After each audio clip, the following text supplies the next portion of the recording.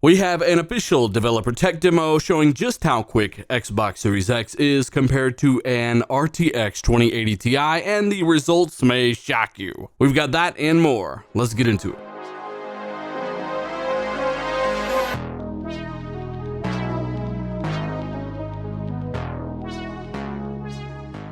Hey, what's going on, guys? Dealer back again, and quick question. Do you know what an RTX 2080 Ti is? Yeah, correct, graphics card, yes. Do you know how much they cost? Correct, you in the back, next to the coloring book. $1,200, around $1,000 for this graphics card, and there is a developer performing a direct comparison between Series X and RTX 2080 Ti. And by the way, the Series X is at over double the pixel count. It's at 4K. The 2080 Ti, he said, is around 1440p. And basically, this is a GPU runtime demo demonstrating different techniques, culling, and more for, objects in a game engine, comparing them directly, though one at double the pixel count. As always, the full video is linked down below. And of course, I encourage you to check that out. We've got it here for you as well, and let me know your thoughts as we move along through this demonstration. And just in case you're curious, this is a developer demonstrating this at the DirectX Developer Day. Hi, so demo time, slightly improvised circumstances. So I have my meshlet demo running on a couple of different devices here. So first up, Windows 10, NVIDIA 2080 Ti. And on my right, Xbox Series X dev kit, running on a nice big OLED. So the first demo I'm going to show you, I should first explain the scenario. So this is a very simple kind of mock-up, 5 rooms, and this, I can toggle the transparency of the walls. And this at the moment is demonstrating how culling typically works right now with a per mesh bound sphere. So when the bound sphere is determined not to be visible, we stop drawing the mesh, like this. And that's just a sort of on-off binary decision. And then when the actual doorways stop aligning, we stop drawing the room as well. So then we have the doorways aligning and non-aligning. And this is more or less the way, the majority of titles work around. Now, just in case you're wondering, what the developer is demonstrating here is Xbox Series X's ability to basically fill pixels and cull them back behind objects, and that has a lot to do with both the power of your GPU to actually present that information on screen that quickly, as well as your memory bandwidth, the ability to draw information from a source on the system. The developer showcases GPU culling on this 2080 Ti and Xbox Series X, and the results are impressive. At the moment, we've got this kind of just a single bound sphere test per mesh, as we had before. And now we're going to switch into testing each meshlet's bound spheres.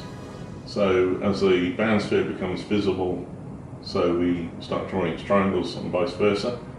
The helmet's quite low poly. We'll take the dragon, for example. This is quite high poly. And we can see this is a new culling granularity that's never really been practical in the past. If we go to fully opaque walls, you can see that you're always getting the correct image, obviously vitally important. So we saw some good results. The biggest leap is going to per sphere culling. So going from a vertex shader or pass-through mesh shader down, culling the spheres, that's a huge win.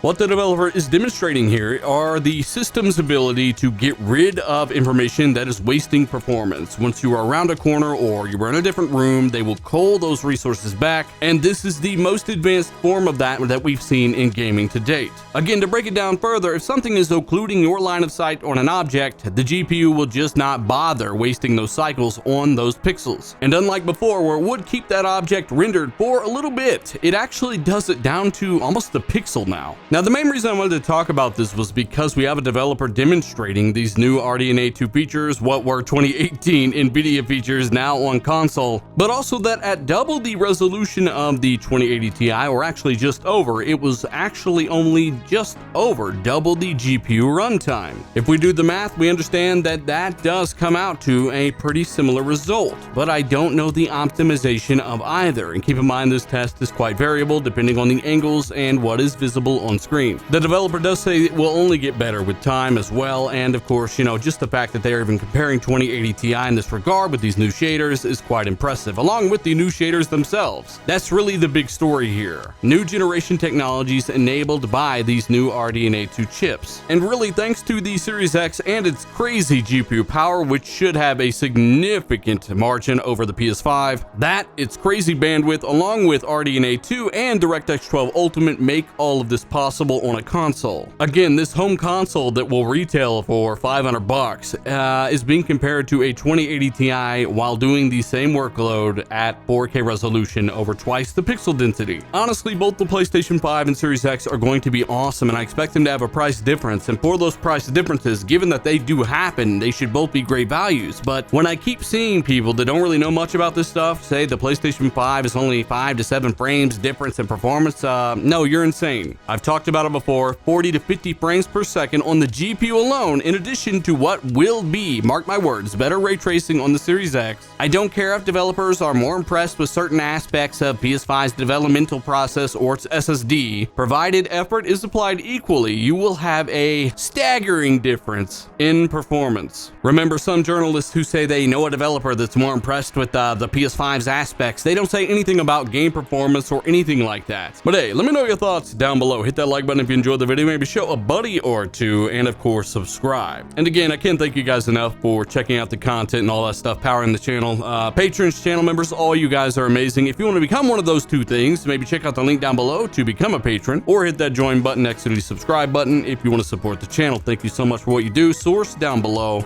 I'm Dealer. I'm out.